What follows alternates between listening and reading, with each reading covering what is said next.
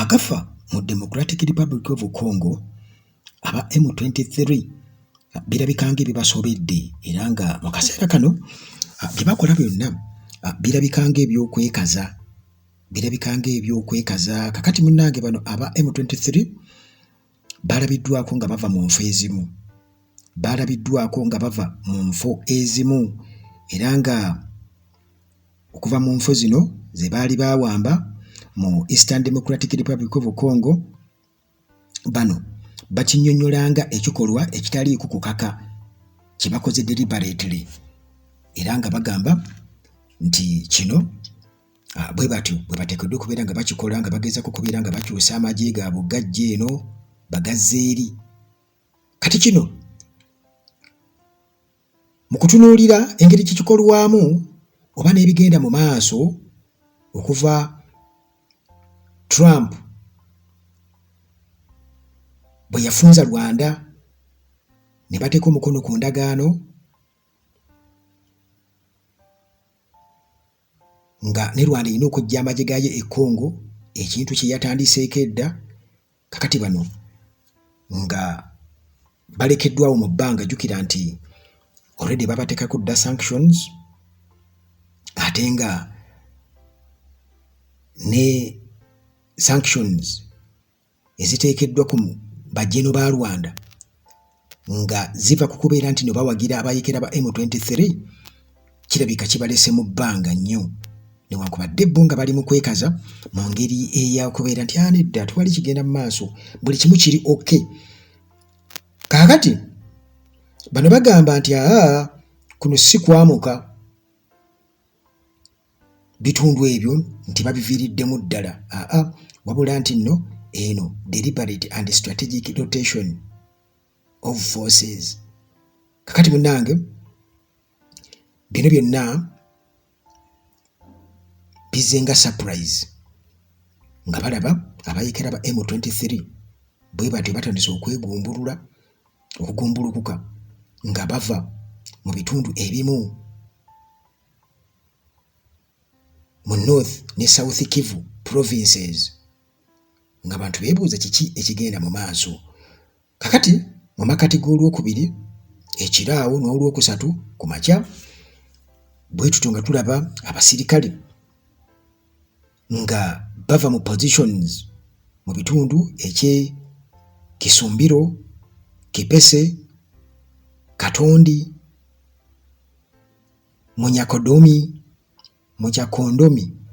Munyakondomi waliwo ne kye bakiyita Avatama waliwo kye bayita Lumbula, Luseke, Masimba era nga bino munnange biri kilometers nga 15 okuva mu center ey'e Lubero mu Lubero territory era nga balabiddwako nga bava mu kitundu eky'e Pitakongo, Bunyatenga okuliraana Kirumba n'Empeti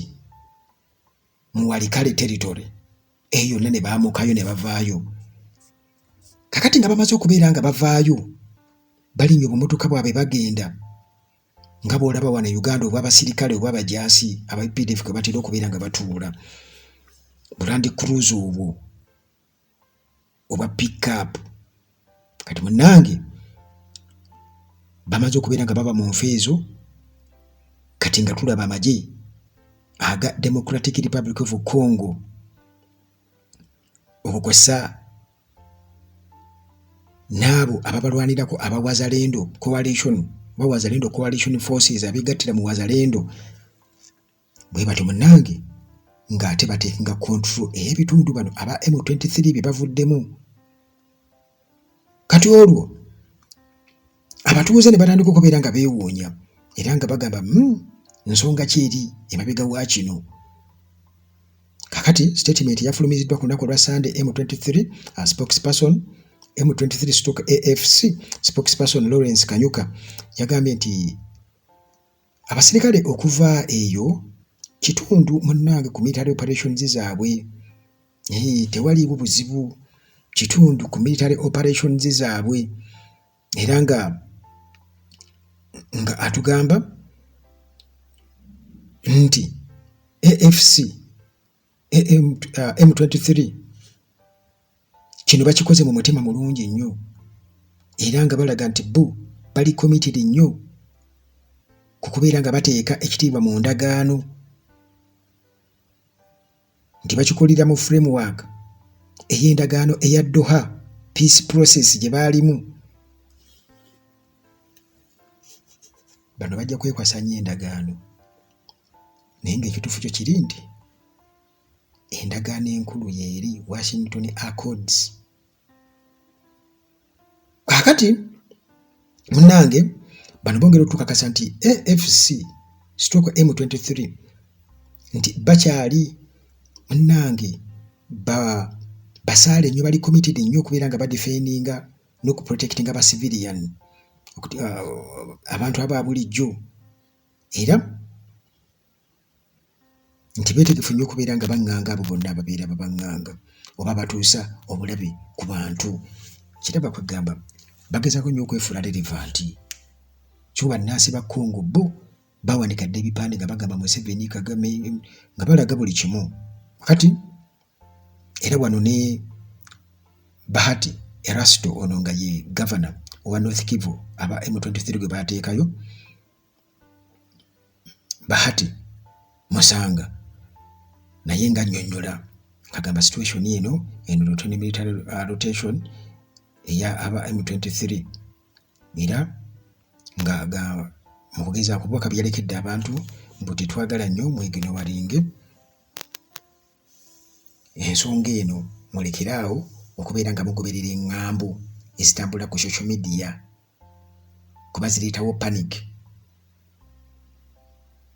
Mbu naye mubeere bagumu nnyo kuba tuli wamu nammwe. Jjukira ono gye buvuddeko yali akubiriza abatuuze b'eyo bannansi ba Congo nti muleete abaana bammwe tuba training kubanga ekigendebwa kyaffe kya kuwamba Congo era singa niwe tuba tetukituukiriza abaana baffe balikituukiriza. Kakati embeera eyo bwetyo bweri naye nga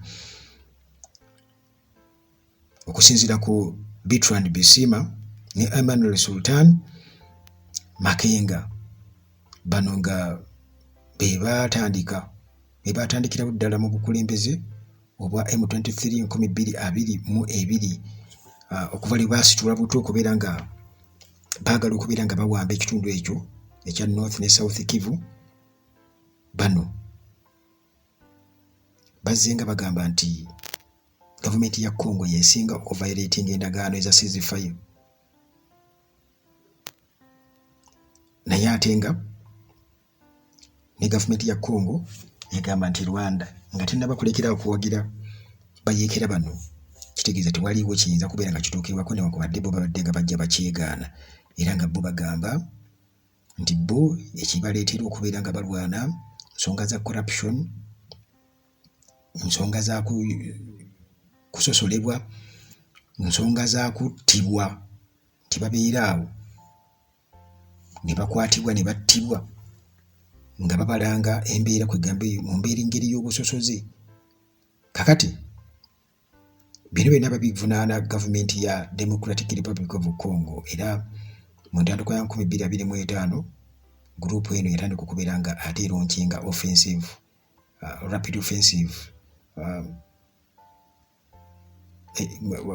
attacks bagezaako kuba nga bakola obulumbaganyi ku bitundu ebiwerako mu Congo ne bawamba ebitundu ebiwererako ddala ne kireeterawo ate abantu okubeera nga beeraliikirira nti kiki ate kigenda mu maaso kubanga buli kaseera bagezaako kulaga nti bazza bujja era amaanyi gabawala so nga ate muganda wange fuse bagisibamu era we baava okugenda okubeera nga bawamba ekitundu kiri ekya Uvira nga bakavu kuteeka mu Rwanda kubanga jjukira aba M23 tebaali included mu Washington Accords kyokula nga boogera ku eri eya Doha gye boogerako naye ng'endagaano enkulu awo eya Washington Accords era Rwanda yo muganda wange terina ngeri gyekibuukamu kubanga banywanyi baayo erabike eyolekedde balekawo mu bbanga kubanga okubawagira kitegeeza kirala. Kakati embeera munange bwete bweri nga kirabika nti bano aba M23 balabika nga abayebye abasobeddwa eka ne mu kibira era batandise okubeera nga baamuka enfo eziwererako ddala.